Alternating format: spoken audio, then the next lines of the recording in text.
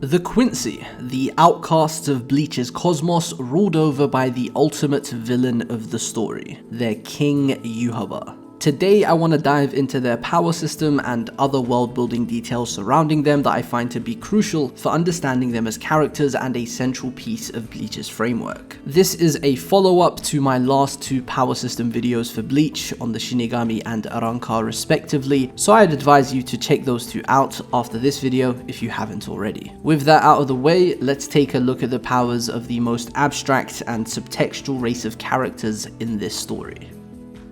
Fundamentally, and from a physiological sense, Quincy are simply humans with slightly heightened spiritual awareness thanks to their blood ties to yhwach. Every single Quincy is born with the blood of yhwach flowing within them, a piece of his soul to be exact. This is a blessing and a curse for the Quincy, granting them power and awareness regarding the true nature of the world they would not otherwise have, but also stripping them of individuality in a story which pedestalizes personal identity like nothing else. Every Quincy we meet in the story is governed by their father. He rules over them, he controls them, he can take from them whenever he wishes. Yhwach is the progenitor of the current generation of Quincy, whom they revere as their lord. I say current because the history of this race is one shroud in mystery. Perhaps the fourth core of the anime will shed more light on things, but as it stands, we are to believe the race of Quincy predates yhwach's existence, which would make sense given the Reo himself is part Quincy.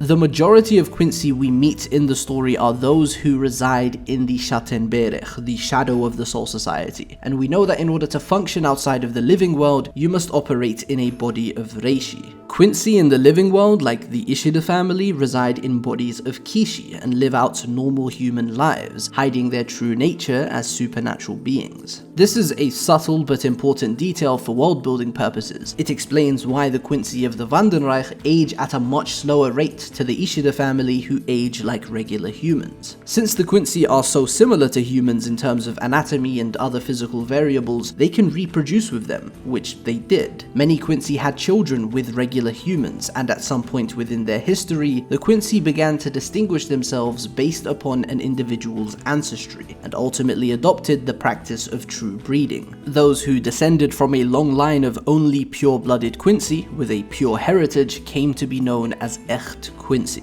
Quincy are regarded as the polar opposite of Shinigami on the equilibrium of races, and this fact permeates through almost every aspect of their existence. Their designs, their powers, their philosophies, their methods, and their leaders.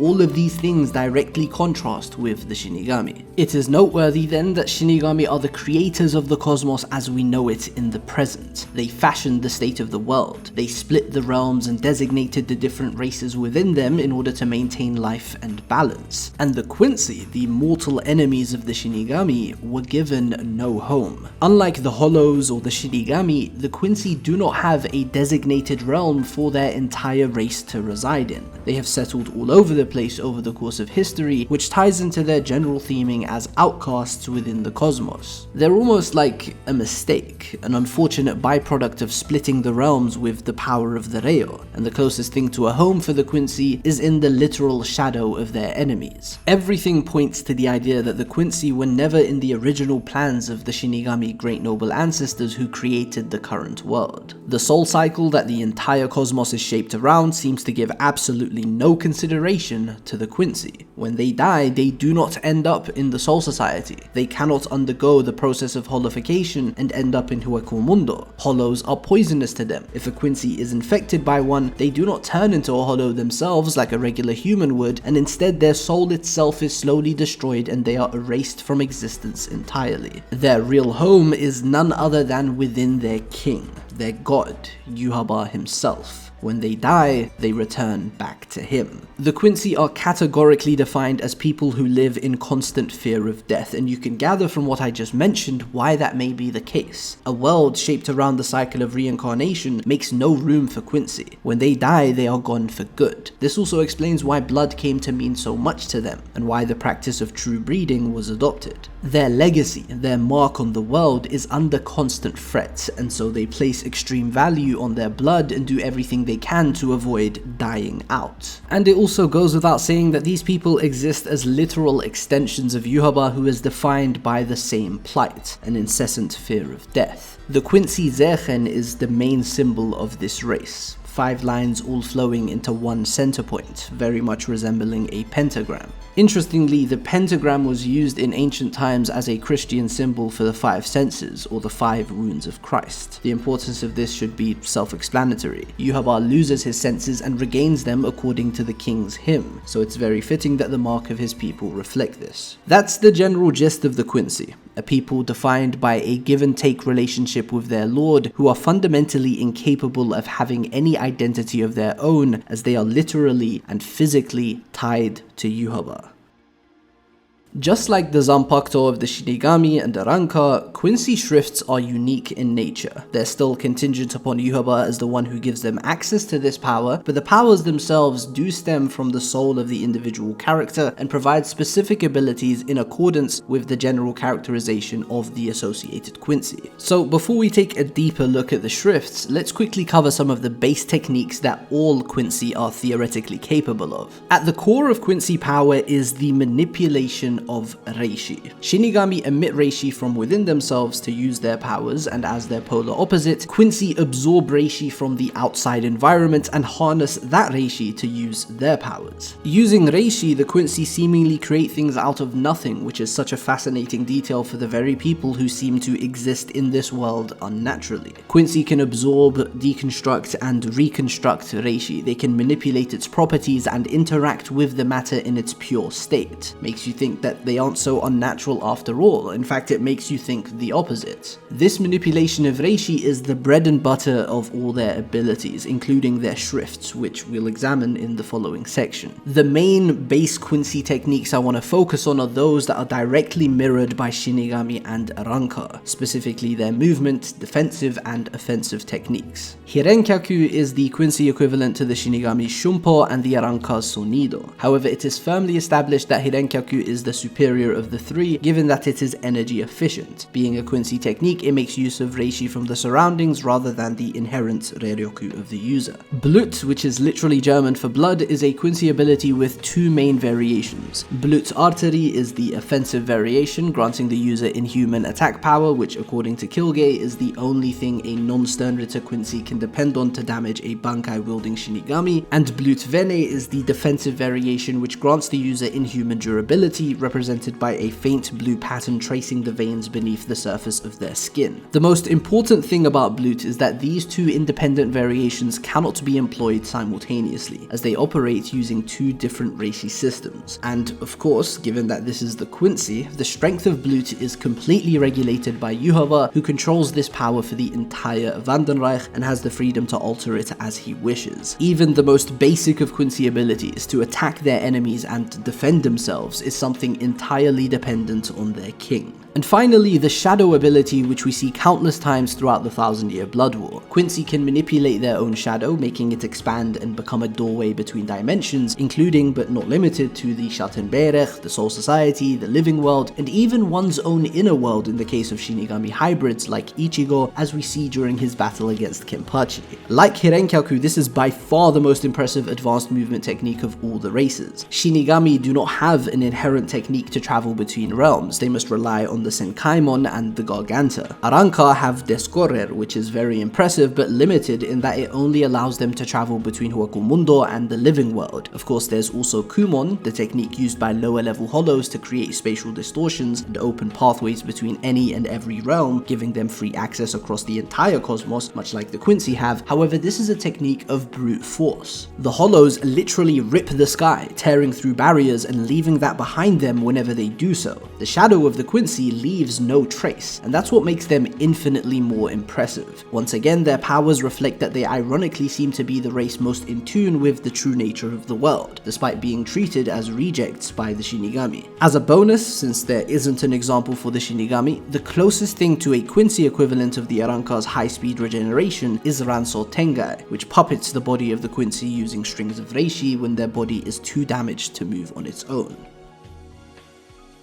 Finally, we've arrived at the real meat of this video, the Zanpakuto equivalent for the Quincy, the schrifts. What are schrifts? Well, normal Quincy contain a small piece of yhwach's soul flowing within their blood. That's what makes a person a Quincy. This was a naturally occurring process that happened to all those who gravitated to yhwach from the moment of his birth and was obviously passed down to their children. As he grew and became the ruler and dictator we meet in the story, he needed to find a new way to bolster the strength of his army, and the method he found was bestowing his followers with a larger, deeper piece of his soul through an engraving ritual. Quincy who drink yhwach's blood and have a letter carved upon their soul to awaken a corresponding power, the sternritter. This process brings them even closer to yhwach, reo, or true Quincy's if you will. This is what I believe Mayuri means in this quote from Can't Fear Your Own World when calling the Quincy's who received the divided power of the subspecies yhwach pure breed. It also harkens back to the echt Quincy stuff I mentioned earlier. The Quincy's insistence on the preservation of their blood is essentially the preservation of yhwach himself, since his blood is what makes them Quincy in the first place. Their identity is contingent upon the existence of their lord. What's important to note regarding the schrifts is that yhwach is not granting them the abilities themselves. A common misconception in the fanbase is that yhwach can use every single schrift when he performs the Ashvalen and reclaims the power of the sternritter. That is completely false. What yhwach is doing with the engraving ritual is granting them the necessary power to awaken their latent abilities. There is a necessary distinction to be made between power and ability. yhwach himself does not have access to Gremmy's the Visionary, or Lily Barrow's the X-axis, or any of the countless schrifts we see over the course of the final arc. Essentially, every single Quincy, including Ichigo himself, has a schrift locked deep within their soul that corresponds with their own unique identity. Just like the Zanpakuto of the Shinigami and the Arrancar, it is an ability entirely informed by the heart of the user. When a sternritter dies and yhwach regains the soul piece he bestowed upon them, he isn't taking their schrift, he's simply taking the reryoku, the spiritual power that he gave to them when activating the schrift. Allow me to break this down mechanically to avoid any confusion. Every Quincy is born with a locked schrift that is unique to them but they cannot use. It's like a locked character in a video game. In order to activate the schrift, they need yhwach to engrave the letter he sees on their soul and drink his blood. The very fact that yhwach sees a letter on their soul tells you that this is a power unique to the individual. Once this has been done, the schrift is unlocked and they will keep it until the day they die. Even when yhwach takes back his power from them through the Ashvalen, they retain their schrift assuming they are not immediately killed by the Rain of Light, like Baz B for example. Baz was significantly weaker after the Ashvalen because a huge chunk of his power, that which was given to him by yhwach when his schrift was activated, was taken back from him. However, he kept his schrift and was able to use it until his death. yhwach simply takes the raw power back, the reryoku. What actually does permanently disappear after the Ashvalen is the Volsterndik.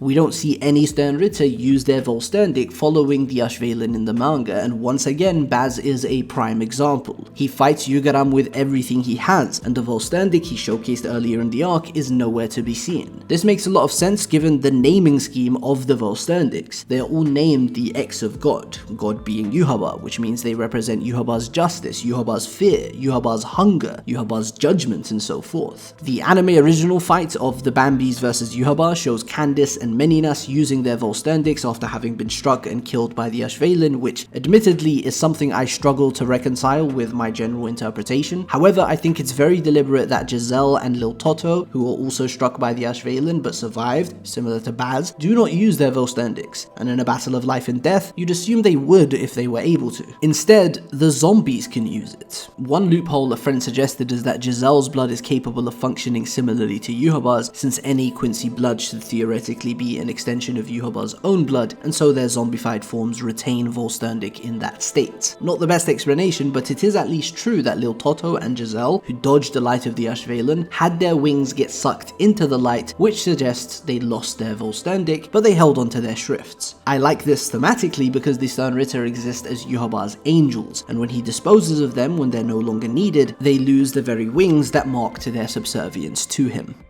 While there's no way of actually proving this, I've always believed that unlike the other characters in the story, Kubo actually came up with the schrift before the user, and designed these characters based on the concepts associated with them. For the Shinigami and the Arrancar, it feels to me like Kubo took the traditional route of creating the character and then coming up with suitable abilities for them that would further characterize them. But with the Quincy, it feels like it happened the other way around. They are far more dependent on their power system to thrive as characters than anybody else. They are caricatures, very conceptual in nature and wholly defined by the ideas they are associated with. So much of their characterization is funneled through the concepts tied to their abilities, making them by far the most subtextual and cryptic set of characters in the story. And that is what I'd like to illustrate with this following breakdown. Some of the characterization granted by schrifts is super simple. Kilgay runs a concentration camp. He is one of the biggest zealots among the Quincy, with a fervent obedience towards yhwach, and so his schrift is the jail.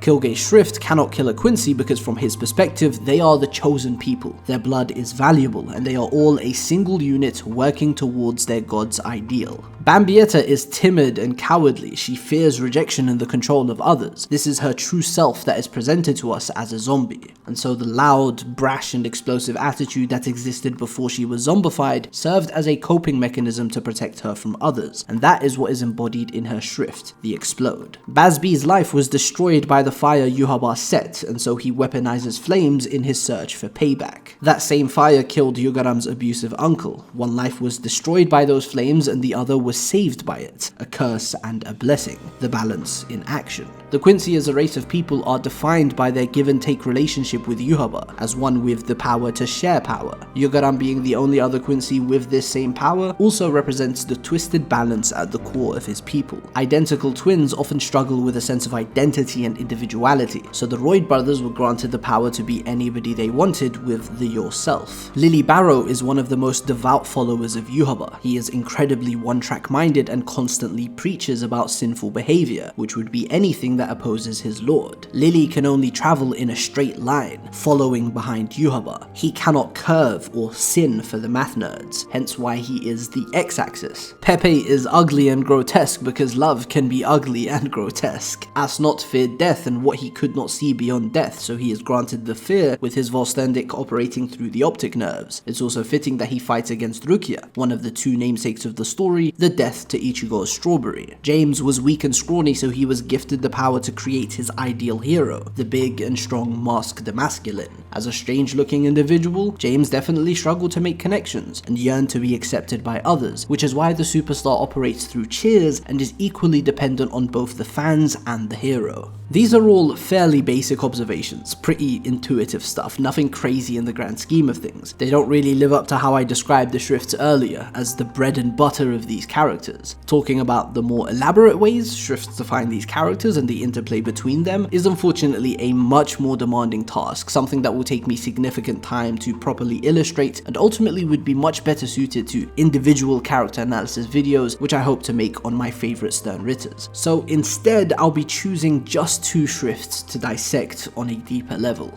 Askin Naklavar is the user of the Death Dealing, an incredibly convoluted ability befitting of such a complex individual. Upon consuming a substance, and this can be anything, he literally does it with Reishi, Askin can calculate the perfect lethal dose of that substance and then adjust that value as he sees fit. Lowering the lethal dose of normally harmless substances like blood and Reishi is the main way he uses this schrift offensively, by turning those substances into poisons. Raising the lethal dose of harmful substances like spiritual pressure is the main way he uses the schrift defensively, granting himself immunity and becoming invulnerable to his enemy's powers with sufficient exposure to their attacks. The most crucial bit of characterization we get for Askin is the very reason yhwach chose him, the fact he simply could not die. And so, simply put, the one who couldn't die was granted the ability to make anything and everything lethal. The very fact he could not die suggests a history where Askin was constantly surrounded by death. Coupled with the rest of his personality traits, like the constant self-deprecation and very obvious self-esteem issues, his difficulties with trusting others, and the fact that he can always be seen eating, which suggests he really values food as something that may not have always been there for him, it's clear that Askin likely had a very tough past, with death closing in on him at all times, but fortunately managing to slip through the cracks and survive for all those years. And all of this can be seen present in his shrift, from the consumption theme to the cunning nature of his powers, and especially how he applies them to catch people off guard, to the fact that he must be exposed to extreme damage in order to raise the lethal dose of something and grant him immunity. In order to live, he must confront death. The underlying contradiction that defines Askin is a desire to die while constantly growing more and more immune to everything that can kill him. He subconsciously placed a lock on his ability to trigger after death, confirming that he does believe he can die and that his suicidal behavior is far more complex than it may seem. Askin has a terrible relationship with his power. He's constantly belittling his own capabilities, and for the one named the Death Dealing, he has a grand total of 0 kills in this entire arc. I haven't even mentioned the era of war he represents, his character design in Volsterndyk, the consistent meta-framing of the character and how that ties into his role as an observer during the Thousand-Year Blood War, his motivation for partaking in the war, etc, etc. I have thought about this character exhaustively for a couple of years now, and I still don't think I fully understand Askin Naklavar. I don't think I ever will fully understand him. He is deliberately very elusive and just generally esoteric in his presentation, which makes it hard to really get the character, but I still absolutely love him. Gremmy Thomo is the user of the Visionary, a simple but ridiculously broken ability befitting of the ignorant child with the world at his fingertips. Gremmy Shrift can literally turn fantasy into reality. The Japanese kanji used for the Visionary directly translates to dreamer. This is perhaps the ultimate example of a Shrift defining its user, with its only limitation being the extent of the user's imagination. If Gremmy believes it's possible, then it will be. He literally creates life and alters reality. And the inverse is also true. If Gremmy doesn't believe it's possible, then it won't be. He manages to grant himself power comparable to Kenpachi in their battle, but he could not imagine that his body, one of a weak child, would be able to control and harness the power of Zaraki Kenpachi, especially when he was standing right before him with an unshakably powerful body fortified by years and years of combat and experience. For all his power, that is the main thing Gremmy lacked, and he was painfully aware of it. Knowledge and experience are the very things that broaden one's horizons, especially when it comes to imagination. In the context of Bleach and Gremmy, imagination is dependent on how much of the world somebody has seen. To imagine is to essentially form a mental image of something never before wholly perceived in reality, but in order for you to even get there, to reach those unobservable depths of your mind, you need a pathway of grounded knowledge and experience. You need some kind of basis in reality to take you to those uncharted areas and properly imagine. Gremmy spent his entire life caged away prior to the war. He's essentially a baby who knows very little about the world when we first meet him. Like a train of thought personified into a character, he comes and goes, a vapid existence that spans a grand total of a single volume. And so it should come as no surprise when he is defeated by the limits of his own brain. And then it is revealed that he literally was just a brain all along. Gremmy is a character whose thoughts and instinct are one and the same. He materializes anything and everything he can think of. So it makes perfect sense that this sheltered existence who was robbed of the opportunity to explore the world and gain the necessary knowledge and experience to properly utilize his power would grant himself the body of a child. And that same body, which was the emblem of Gremmy's greatest failure, served as the bane of his existence. The Visionary was a dreamer with a poor foundation in his identity, a flimsy belief that he was the strongest because others would steer clear of him. But when the one who seeks out strong foes appears and puts this belief to the test, the only thing that kept Gremmy going, this pride in his own power, was very quickly and brutally dismantled by Kenpachi simply being Kenpachi. And with the defining aspect of their identity stripped from them, the Visionary was left incapable of envisioning anything for themselves any longer.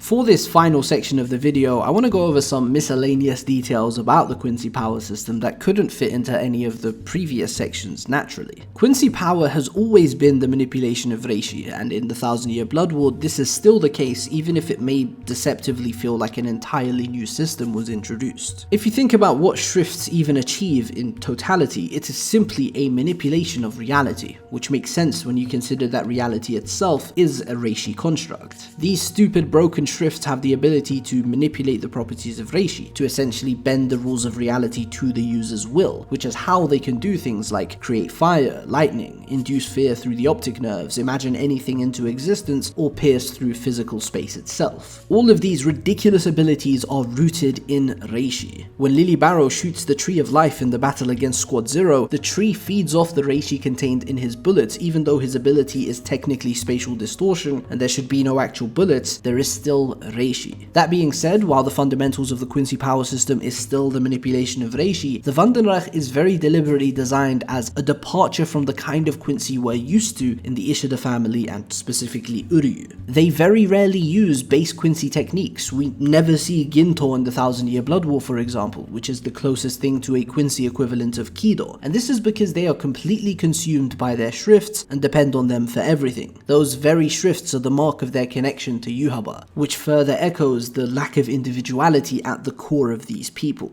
And to close off the video, I want to give a quick breakdown of why yhwach's power is so terrifying. Yhwach, as the ultimate Quincy, has an unrivaled control over reishi, to the point that he can directly manipulate and understand abstract concepts, which are represented by the schrifts. I've explained how the sternritter are incredibly conceptual in nature. They are individuals literally shaped around key concepts of existence, whether it be love, fear, or imagination. When he tells Ichibei that he can know everything that he sees and that all powers serve him, he isn't lying. Every time he gives out a piece of his soul and reclaims it, he is gaining knowledge of the world through the life experiences of the Quincy he originally bestowed that soul fragment onto. This is also true for the sternritter following the Ashvalen. He may not gain the abilities of the schrift itself, but he theoretically acquires complete comprehension of the concepts. And since the manipulation of reishi is the manipulation of reality itself, the more knowledge of reality somebody with yhwach's powers have, the more powerful they are. That is what makes yhwach so damn terrifying.